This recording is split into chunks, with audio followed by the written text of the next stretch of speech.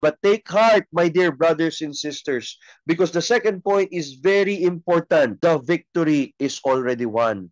We just need to claim it and live in it. Christ has already conquered, and we just need to stay in His grace. So, my dear friends, dear catechists, if there is one thing we need to remember, the Lord has already won. We catechists just need to proclaim this message of victory for those who are still in the clutches of sin, despair, and darkness. Paul again, and these are very, very, very encouraging. The Lord tells us in the scriptures, no, in all these things we are far more than conquerors through Him who loved us. For I am sure that neither death, nor life, nor angels, nor principalities, nor things present, nor things to come, nor powers, nor height, nor depth, nor anything else in all creation will be able to separate us from the love of God in Christ Jesus our Lord.